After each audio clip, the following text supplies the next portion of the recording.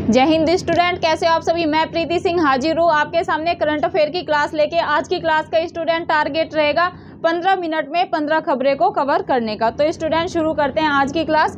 पहली खबर है स्टूडेंट, बंगलुरु की वह वैज्ञानिक जिन्हें दिसंबर सन 2022 में प्रतिष्ठित यूरोपीय आणविक जीव विज्ञान संगठन यंग इन्वेस्टिगेटर नेटवर्क में शामिल होने के लिए चुना गया।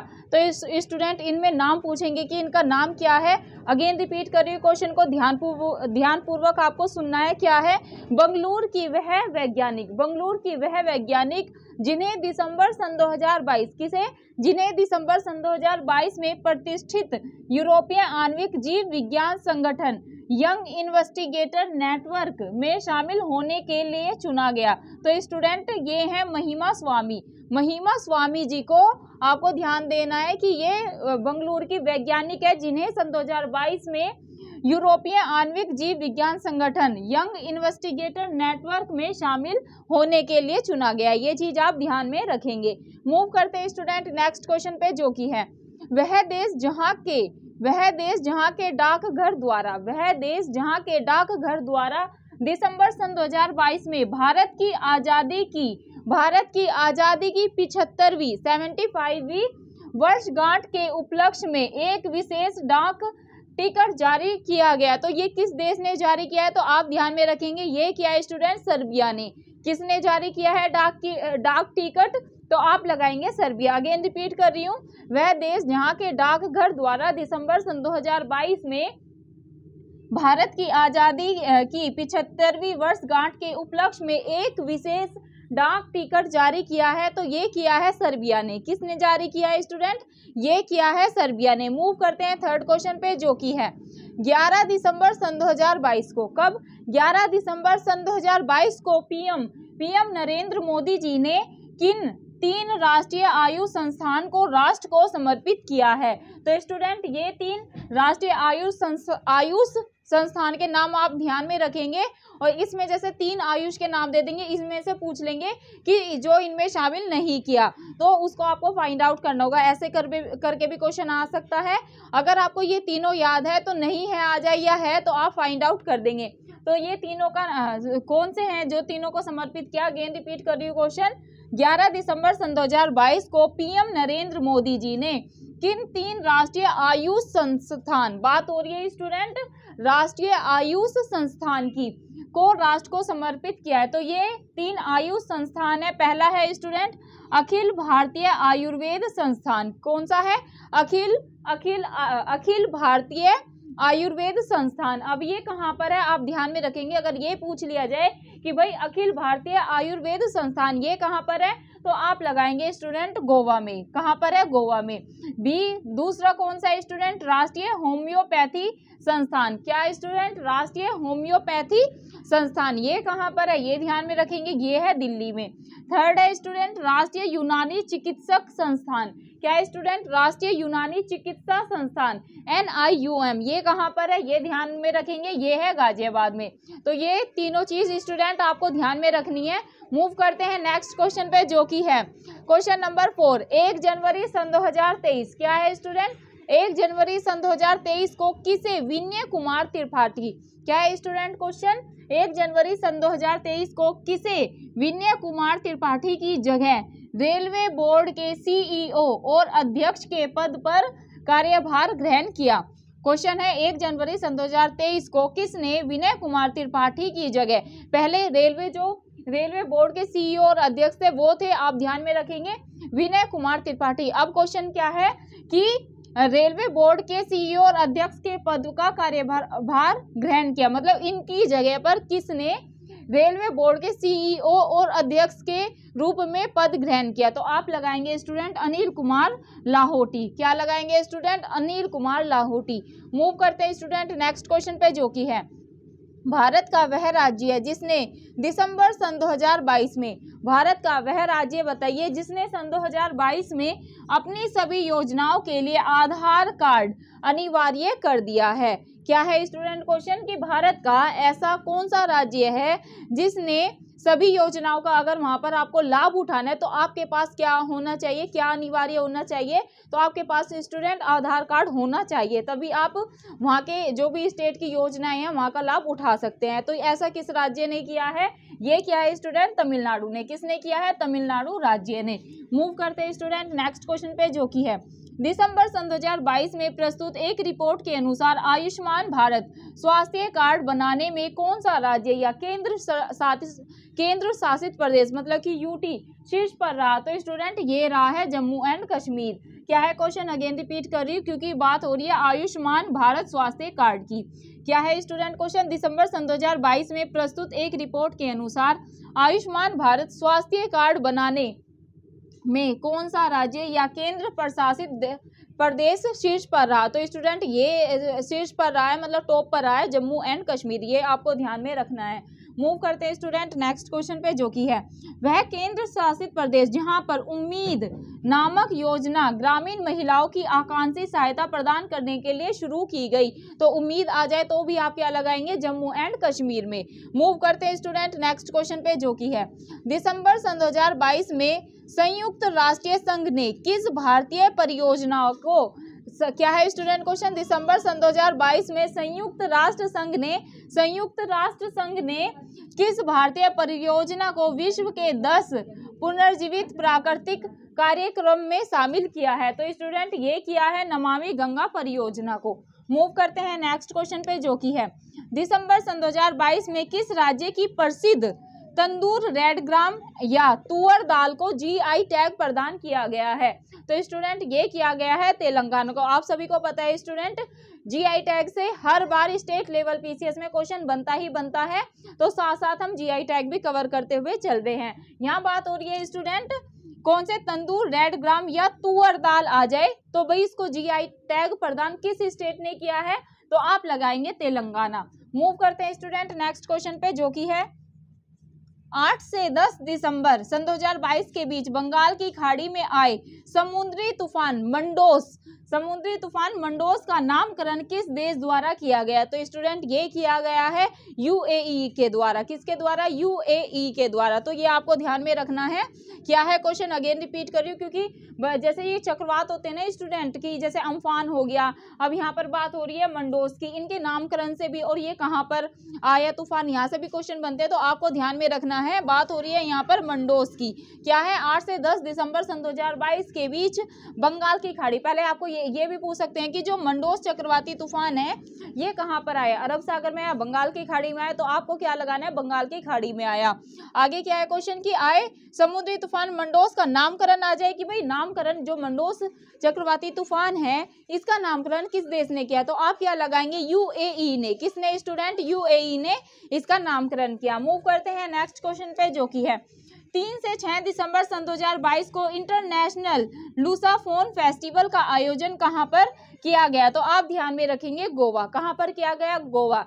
फेस्टिवल का नाम क्या है ये ध्यान में रखेंगे, इंटरनेशनल लूसोफोन फेस्टिवल, ये आ जाए। और आपको दिया हो 3 से 6 दिसंबर सन 2022 को इंटरनेशनल लूसोफोन फेस्टिवल का आयोजन कहां पर किया गया, तो आप लगाएंगे गोवा। कहाँ, क्या लगाएंगे, गोवा। स्टूडेंट आप सभी को पता है फेस्टिवल से भी क्वेश्चन बनते ही बनते हैं, जैसे चापचार महोत्सव कहाँ पर मनाया जाता है, और भी हॉर्नबिल कहाँ पर बनाया जाता है, और यहाँ पर बात हो रही है स्टूडेंट लूसोफोल फेस्टिवल की, तो लूसोफोल आए तो आप क्या लगाएंगे, आप लगाएंगे गोवा में। मूव करते हैं स्टूडेंट नेक्स्ट क्वेश्चन पे, जो कि है भारत में वर्ष सन 2023 में प्रस्तावित G20, आप सभी को पहले तो यही पता होना चाहिए कि जो सन 2023 में G20 होने वाला है इसका आयोजन कहाँ पर होगा, इसका आयोजन कर रहा है स्टूडेंट भारत में नई दिल्ली में सन 2023 में G20 का आयोजन होना है। पहला आपको यही क्वेश्चन पता होना चाहिए, यहाँ से 2-3 क्वेश्चन बन जाएंगे।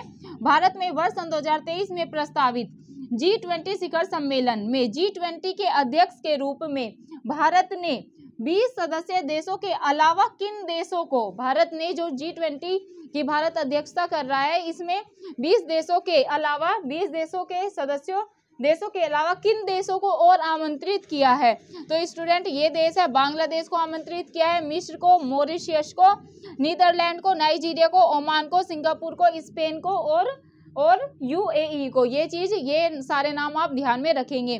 क्या अगेन रिपीट कर रही हूँ, आपसे ये पूछ लिया जाए कि भाई G20 शिखर सम्मेलन सन 2023 की मेजबानी कौन सा देश कर रहा है, तो आप लगाएंगे भाई भारत कर रहा है, ये तो आपको पता चल गया।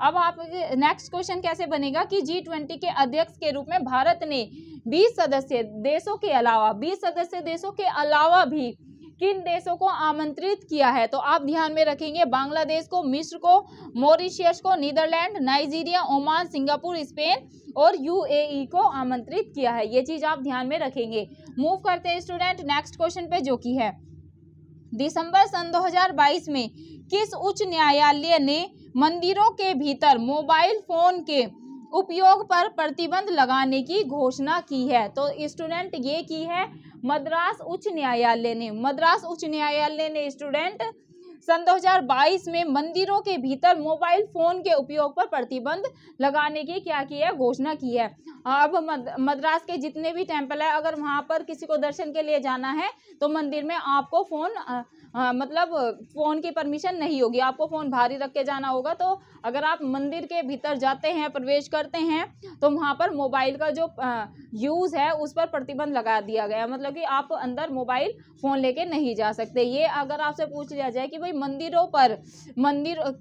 कौन से ऐसे उच्च न्यायालय ने किया है कि भाई मंदिर के भीतर फोन पर प्रतिबंध लगाने की घोषणा, तो आप लगाएंगे मद्रास उच्च न्यायालय ने स्टूडेंट ऐसा किया। ये चीज आप ध्यान में रखेंगे। मूव करते हैं स्टूडेंट नेक्स्ट क्वेश्चन पे, जो कि हाल ही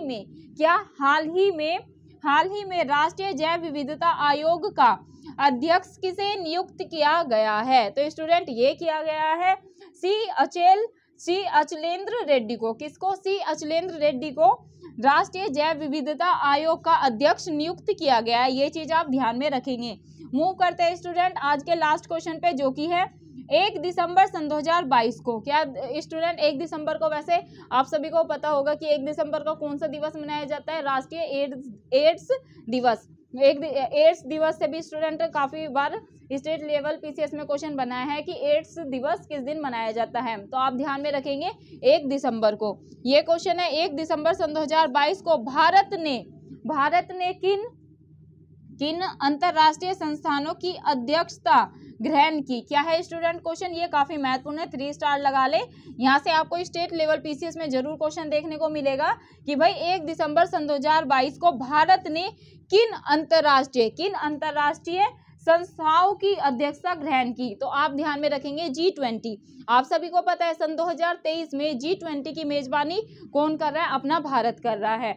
G20 तो आपको पता ही है। सेकंड स्टूडेंट आपको ध्यान में रखना है SCO की अध्यक्षता भी कौन कर रहा है, भारत कर रहा है, ये चीज ध्यान में रखेंगे। और संयुक्त राष्ट्र सुरक्षा परिषद की अध्यक्षता भी भारत कर रहा है। तो स्टूडेंट ये थे आज के टॉप 15 क्वेश्चन जो कि हमने करा है। राष्ट्रीय घटनाक्रम हम कर रहे हैं स्टूडेंट करंट अफेयर की वार्षिकी को कवर। इसमें ना सिर्फ हम सन 2022 के जो महत्वपूर्ण क्वेश्चन है उनको कवर कर रहे हैं, साथ साथ स्टूडेंट जो सन 2023 में महत्वपूर्ण खबरें हैं उनको भी साथ साथ कवर करते हुए चल रहे हैं। क्योंकि आप सभी को पता है स्टूडेंट स्टेट लेवल पीसीएस में 1 से 1.5 साल की करंट अफेयर 100% आती ही आती है। तो हमें क्या करना है, हमें सन 2023 की करंट अफेयर के साथ साथ अपनी जो सन 2022 की करंट अफेयर है उसको भी कवर करते हुए चलना है। क्योंकि आप सभी को पता है अपना एग्जाम अब ज्यादा दूर नहीं है, स्टेट लेवल के पीसीएस स्टार्ट हो चुके हैं। फरवरी में अभी 12 फरवरी को बीपीएससी का एग्जाम हुआ है और स्टूडेंट एमपी पीसीएस का एग्जाम कब होने वाला है, मई में एमपी पीसीएस का एग्जाम होने वाला है। और आप सभी को पता है अपना यूपी पीसीएस का कैलेंडर भी जारी हो चुका है। तो आप सभी को पता है 14 मई को किसका एग्जाम है, यूपी पीसीएस का एग्जाम है। तो आपको क्या करना है स्टूडेंट, अभी आपको अपनी तैयारी को एकदम तेज रफ्तार देनी है। क्योंकि अभी अपने पास सिर्फ 2 से 2.5 महीना बचा है, उसमें आपको अच्छे से सारी चीज़ों को कवर करते हुए चलना है। जितनी भी आपने तैयारी करी है अब तक स्टेट लेवल पीसीएस की, अभी 2-2.5 महीने में क्या और अच्छे से उन चीज़ों को पढ़ना है। अभी आपके पास देखो टाइम है, 2-2.5 महीने भी बहुत होते हैं, इसमें आपकी रिवीजन भी अच्छे से हो जाएगी और जो चीज़ें आपकी छूटी हुई हैं आपको उनको भी कवर करना है। अभी आप अपना टाइम टेबल अच्छे से फिक्स कर ले कि कितना घंटा आपको करंट अफेयर पढ़ना है। करंट अफेयर के लिए तो स्टूडेंट मैं ये कहूँगी, क्योंकि आप सभी को पता है अपना स्टेट लेवल पीसीएस में स्टूडेंट पीसीएस में 30 से 35 क्वेश्चन, कभी कभी 35 से 40 भी हो जाते हैं, लेकिन 30 से 35 तो आप लेकर ही चलो। 30 से 35 क्वेश्चन करंट से आते ही आते हैं। कितने 30 से 35 क्वेश्चन स्टूडेंट करंट से आते ही आते हैं। और मैं 40 क्यों बोल रही हूँ, क्योंकि आप सभी को पता है जैसे स्टेट लेवल के पीसीएस में स्टूडेंट क्या होता है, जैसे अगर हम साइंस एंड टेक को ले ले और हम इन्वायरमेंट को ले ले, तो इसमें क्या होगा, करंट से रिलेट करके क्वेश्चन आते हैं। जैसे अगर हम बात करें राष्ट्रीय जैव विविधता आयोग के नए अध्यक्ष कौन बनाए गए या किसको नियुक्त किया गया, यहाँ से क्वेश्चन आ जाएंगे। साइंस टैग में जैसे इसरो ने कौन से मिशन लॉन्च किए, सन 2023 में कौन से किए, सन 2024 में कौन से करेंगे, या और अपना नासा से हो गया।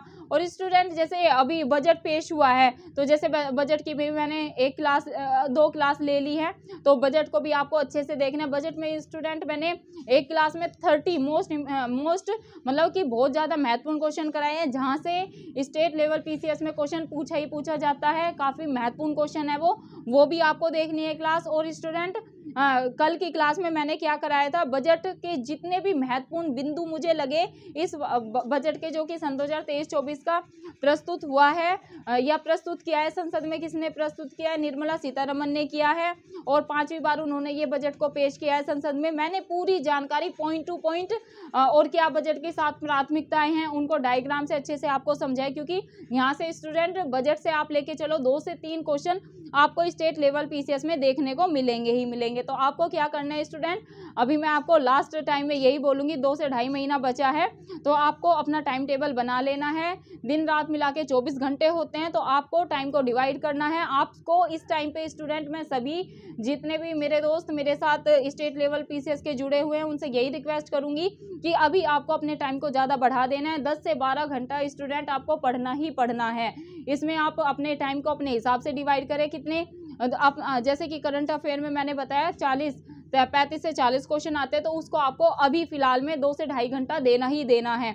करंट की चीज़ों को स्टूडेंट आपको एकदम स्ट्रॉन्ग कर लेना है कि कहीं से भी क्वेश्चन बने आपका गलत ना हो, क्योंकि आप सभी को पता है अपने जो स्टेट लेवल पीसीएस है उसमें जैसे यूपी पीसीएस है 150 क्वेश्चन आने हैं। अगर आपके 35 अगर 35 भी आए ना, तो 30 तो आप 30 से 32 अच्छे से बनाकर आएंगे। तो उससे हिसाब लगा लो कि करंट अफेयर स्टूडेंट कितना ज़्यादा महत्वपूर्ण है। बाकी आप जैसे इतिहास है उसे डेली टू डेली अपना 2 घंटा 2 घंटा आप अपना भूगोल पढ़ ले, क्योंकि ऐसा हो जाता है ना, हर बच्चे का अलग तरीका होता है पढ़ने का। जैसे कोई है अगर उसने इतिहास ले लिया ना, तो वो सोचेगा भाई पहले हफ्ते में या 2 हफ्ते में इसकी रिवीजन कर लेते हैं, मतलब इतिहास को ख़त्म कर लेते हैं।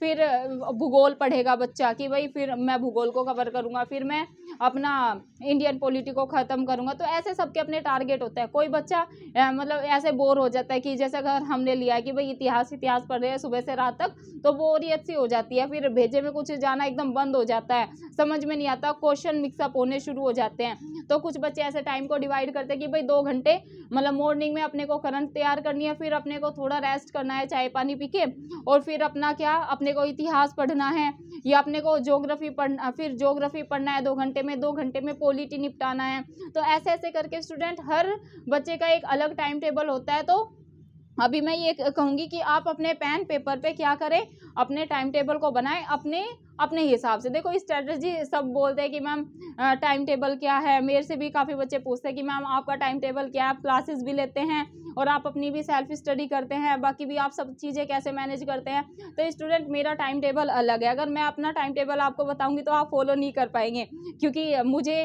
फैमिली को भी मैनेज करना होता है और अपना पढ़ाई भी करनी होती है और आपको भी पढ़ाना होता है, काफ़ी चीज़ होते हैं, कंटेंट तैयार करना, वीडियो को शूट करना, एडिट करना और फिर अपने भी एग्ज़ाम की तैयारी करना। तो स्टूडेंट मेरा टाइम टेबल बहुत अलग है। और जैसे संडे में छुट्टी रखती हूँ, संडे में कोई क्लास नहीं लेती हूँ, तो उस दिन भी बहुत सारे काम होते हैं, बाहर के कुछ काम होते हैं और फिर फैमिली की कुछ सब कुछ मैनेज करना पड़ता है। तो ये सब मेरा टाइम टेबल बहुत अलग है, आपका बहुत अलग होगा। तो बच्चे को मैं हर स्टूडेंट का यही कहूँगी कि आप अपनी सुविधा के अनुसार अपना टाइम टेबल बनाएं, अपने हिसाब से जो भी आपका टाइम है, आपको कितने घंटे पढ़ाई का मिलता है, कितने घंटे आप अच्छे से पढ़ पाते हैं, आपको दिन में अच्छा इन्वायरमेंट मिलता है या रात को अच्छा मिलता है। जैसे कि मेरी बात है तो स्टूडेंट मैं अपना जो भी मेरी स्टडी होती है, दिन में तो देखो क्लासेस का चलता रहता है, रात में ही मैं अपनी स्टडी भी करती हूँ और अपना जो आपके लिए कंटेंट तैयार करना होता है वो भी मैं रात को ही 3 से 4 बजे तक सारा फिनिश करके तब मैं सोती हूँ और 7 बजे उठ जाती हूँ। फिर मैं अपना रूटीन जैसा भी है वो किसी दिन अलग शेयर करेंगे, लेकिन मैं ये कहना चाहती हूँ आपको कि अपना टाइम टेबल आप अपने हिसाब से बनाएं, क्योंकि हर एक बच्चा अलग है, हर बच्चे की सिचुएशन अलग है, हर बच्चा एक अलग इन्वायरमेंट में रहता है। कोई बाहर पीजी में रह रहे तो उनका टाइम टेबल अलग है, हम फैमिली में रह के तैयारी कर रहे हैं तो हमारा टाइम टेबल आप सभी को पता होगा अलग है। एक जो लड़का होता है उसके पढ़ाई का टाइम टेबल अलग होता है, लड़कियों का टाइम टेबल बहुत अलग होता है पढ़ाई का, क्योंकि उन्हें घर की चीज़ें भी मैनेज करनी होती है, घर के काम काज भी होते हैं, और बाकी भी अगर जैसे गेस्ट वगैरह आ जाते हैं उनको भी हैंडल करना है, बाकी भी दिक्कतें होती हैं, और आप सभी समझ सकते हैं सबका। इसलिए मैं कह रही हूँ कि लड़का हो या लड़की, सबका टाइम टेबल एक अलग होता है। एक बच्चा अलग इन्वायरमेंट में पलता है, उसकी अलग सिचुएशंस होती है, उसके पढ़ाई का तरीका अलग होता है। किसी को रात में पढ़ना अच्छा लगता है, किसी को दिन में पढ़ना अच्छा लगता है। जैसे जिन बच्चों को अच्छा इन्वायरमेंट मिलता है तो वो दिन में भी, अगर किसी के घर में बच्चे का सेपरेट रूम है या फिर वो पीजी में रहते हैं तो वो अलग से मतलब दिन में अच्छे से स्टडी कर सकते हैं, रात को सो सकते हैं आराम से। लेकिन जहाँ पर हलचल रहती है, थोड़ा वैसे इन्वायरमेंट में रहता है, शोर शराबा है, या थोड़ा फैमिली का रहता है कि हलचल रहती है, फैमिली में बच्चा तैयारी करता है, तो स्टूडेंट उसका टाइम टेबल एकदम अलग होगा। उसको वो रात को अपना अच्छे से पढ़ाई करते हैं। जैसे मेरा है, मैं तो अपना नाइट में स्टूडेंट अच्छे से पढ़ाई कर पाती हूँ। अपना लास्ट होता है कि 8-9 बजे तक फैमिली को खाना पीना करा के, तो अपना क्या होता है फिर अपना रात में 3-4 बजे तक जब तक पढ़ाई होती है तब तक करते हैं, क्योंकि सब सो जाते हैं 9-10 बजे तक लास्ट। तो सबका मैं यही कह रही हूँ आपसे कि अपना एक टाइम टेबल अभी आप तैयार करें और उसको फॉलो करें। उस पे आपको मतलब दृढ़ निश्चय करके उसको फॉलो करना है। कि अगर कुछ बच्चे ऐसे प्रण लेते हैं ना कि भाई मैं तो 4 बजे उठ के पढ़ूंगा, या मैं तो 4 बजे उठकर पढ़ूंगी, मेरे तो सुबह अच्छे से पढ़ाई होती है, तो आपको स्टूडेंट उस पर तभी ऐसे संकल्प ले जब आप उसको पूरा कर पाए। देखो होता है किसी किसी को ना बहुत अच्छा लगता है सुबह उठ के पढ़ना, मतलब 4 बजे उठ के पढ़ लेंगे, लेकिन मेरा तो मतलब एग्जाम टाइम से ही हुआ, मैं कभी सुबह उठ के नहीं पढ़ सकती 4 बजे, क्योंकि कभी हैबिट में ही नहीं आया। बोर्ड एग्जाम भी होते थे, फैमिली पापा कहते थे सुबह की पढ़ाई अच्छी होती है, सीधा दिमाग में जाती है, याद रहता है, लेकिन मेरे साथ ऐसा कुछ नहीं है। मैंने स्टूडेंट क्या अपने शुरू से ही नाइट में स्टडी करी है। कुछ फैमिली की ऐसी सिचुएशंस रहती है कि दिन में वो माहौल नहीं मिल पाता था स्टार्टिंग से ही, तो मैंने अपनी जो तैयारी है उसको चाहे कॉलेज टाइम हो स्कूल टाइम हो मैंने नाइट में ही पढ़ा है। तो ऐसे ही आप अपने सुविधा अनुसार अपना टाइम टेबल बनाए और उसी पे आपको स्टिक रहना है। तो यही कहूँगी कि अभी ज़्यादा टाइम नहीं बचा है स्टूडेंट, आपको दिन रात करके अपने मेहनत को, मैं कह रही हूँ कि दुगना तिगना जितना भी आप कर सकते हो अभी कर लो, क्योंकि अभी टाइम है स्टूडेंट। हर साल क्या होता है, साल निकलती जाती है और फिर सिचुएशन कैसी हो जाए किसी को कुछ नहीं पता। तो अंत में यही कहूँगी, प्लीज़ आप अभी वो टाइम है आपका कि आपको 100% फोकस सिर्फ अपनी पढ़ाई पर रखना है, और आपको बस ये सोचना है कि हमें इस बार सिलेक्शन लेना ही लेना है। फर्स्ट एंड लास्ट वाला रूल रखो कि अभी नहीं तो कभी नहीं। अगर आप ऐसे करके तैयारी करेंगे तो स्टूडेंट 100% आपका सिलेक्शन जरूर होगा। तो अभी आपको जितना भी टाइम मिलता है उसको अच्छे से यूटिलाइज करना है, आपको अच्छे से पढ़ाई करनी है। तो अंत में बस यही रिक्वेस्ट है स्टूडेंट, अगर आपको मेरी मेहनत, मेरे पढ़ाने का तरीका अच्छा लग रहा है तो आप वीडियो को लाइक कर देना। लाइक के लिए देखो कभी फोर्स नहीं किया है, ना ही आगे करूंगी, बस रिक्वेस्ट स्टूडेंट आपसे यही है, प्लीज़ आप ज़्यादा से ज़्यादा वीडियो को शेयर करें ताकि हम सबकी मदद कर पाए। तो स्टूडेंट जय हिंद जय भारत, मिलते हैं आपको नेक्स्ट क्लास में।